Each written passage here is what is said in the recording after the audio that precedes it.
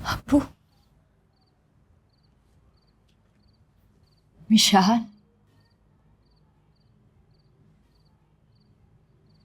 आपकी बेटी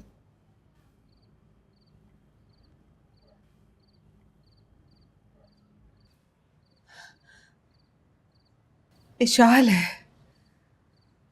हमारी बेटी। लाहौर होती है ना, टीवी पर आती है। विशाल,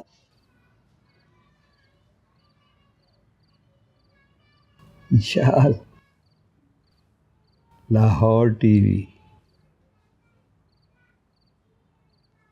पे आती है।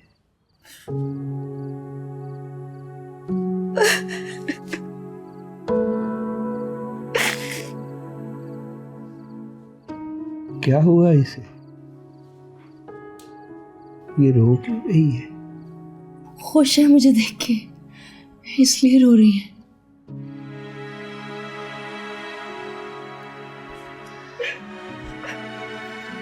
परेशान हो जाएगी, उनके सामने ऐसे मत रोए। क्यों रो रही है? खुश है ना? चल।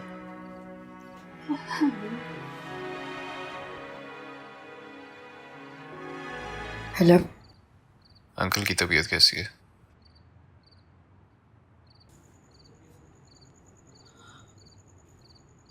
अब्बू को पता नहीं क्या हो गया हुसैन,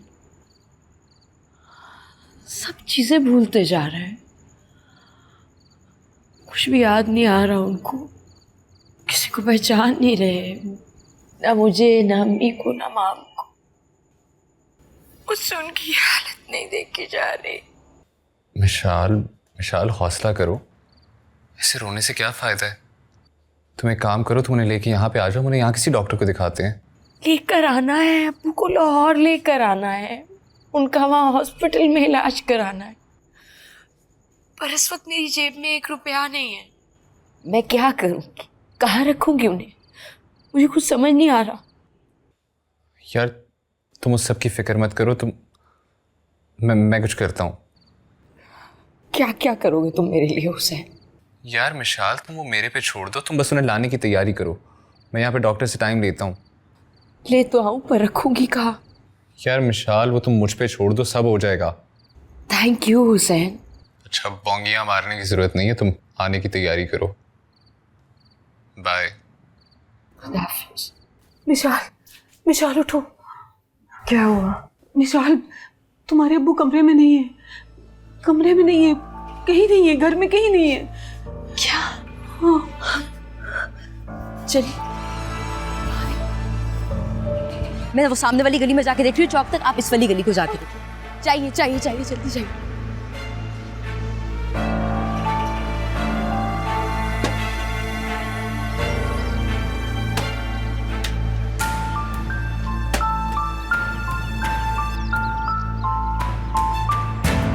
रुको। क्या?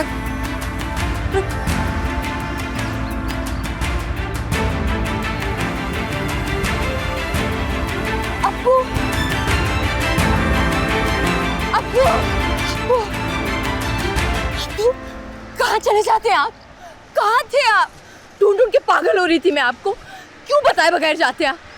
मुझे कचहरी जाना है, वकील के ऑफिस में। चले, मैं आपको लेके चलती हूँ, चले मेरे साथ। मुझे तो इन सारे मसलों का सिर्फ एक ही हल नज़र आ रहा है। हमें इस घर को बेचना पड़ेगा। लाहौर शिफ्ट हो जाएंगे तो अब्बू का इलाज भी करा सकूंगी और साथ ही अपनी नौकरी की भी तलाश करती रहूँगी। दिमाग तो ठीक है तुम्हारा, घर बेच के तुम्हें कुछ नहीं मिल रहा।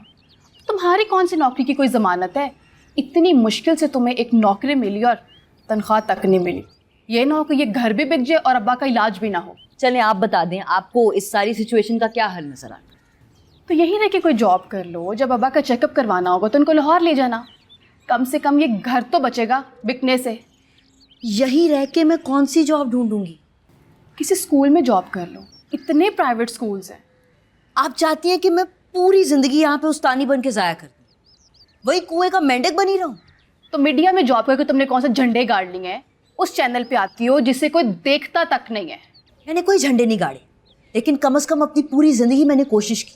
आपकी तरह डिपेंडेंट नहीं रही, कभी अब्बू पे और कभी अपने ससुराल और शौहर पे। अम्मी देख रही है कैसे बात कर रही है। माँ, तुम यहाँ मसले को हल करने आई हो या उलझाने आई हो? क्यों जलीकटी बातें सुनाई जा रही हो? कर लें आप इसकी तरफदारी। कल को इसने अब्बू की बात मानी होती तो आज हालात ये ना होते। ये क्या अब्बू अब्बू के मुझे ताने देती रहती हैं? हालात इसी ने बदलने, जो कुछ करना है ना इसी ने करना। तुमसे या तुम्हारे शौहर से ना एक पैसा नहीं मांगते भाई। अल्लाह ऐसी नौबत ना लाए। असद, उसके पास तो वैसे भी कुछ नहीं है, और जो कुछ होता उसकी माँ उसकी जेब में 1 रुपया तक नहीं रहने देती। और अम्मी आपको तो पता है ना जॉइंट फैमिली सिस्टम की कितनी प्रॉब्लम्स होती हैं। तुम फिक्र नहीं करो, पैसों के बंदोबस्त के लिए हमें घर बेचना पड़ा ना तो बेच देंगे भाई। तो ठीक है, कर लें आप लोग अपनी मर्जी। कल को जब मेरा शौहर मुझे मेरे हिस्से का बोलेगा ना तो मैं बेबस हो जाऊं।